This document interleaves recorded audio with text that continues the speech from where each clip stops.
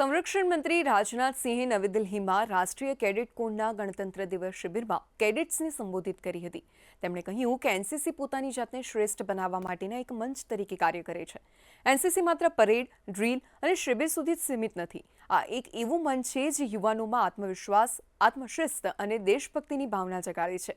તેમણે કહ્યું કે ભારતીય સશસ્ત્ર દળોએ ઓપરેશન સિંદૂર દરમિયાન પાકિસ્તાનથી સંચાલિત આતંકવાદી ઠેકાણાઓ અને આતંકવાદીઓને અત્યંત ધૈર્ય તથા દ્રઢ નિશ્ચય સાથે નેસ્તનાબૂદ કરી દીધા હતા। રાષ્ટ્રીય કેડેટ કોર પોતાના કેડેટ્સને સશક્ત બનાવવા માટે દરેક રીતે અનેક ગુણો વિકસાવે છે। કેડેટ્સનું આ સામર્થ્ય ભારતને 2047 સુધીમાં વિકસિત બનાવવા માટે ઘણું સહાયક સાબિત થશે।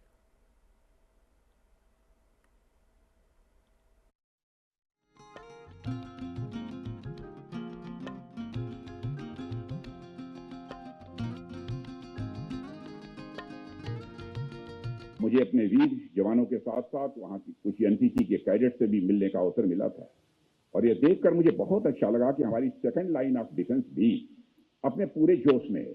जैसे हमारे आर्म फोर्स के फोर्सेस जवान थे, वैसे ही हमारे एनसीसी कैडेट। और मुझे यह भी बताया गया कि ऑपरेशन सिंदूर के दौरान देश भर में ये मॉक ड्रिल्स किए गए, तो उसमें हमारे एनसीसी कैडेट्स ने भी जनता को जागरूक करने में बहुत ही महत्वपूर्ण भूमिका आप सबने निभाई है।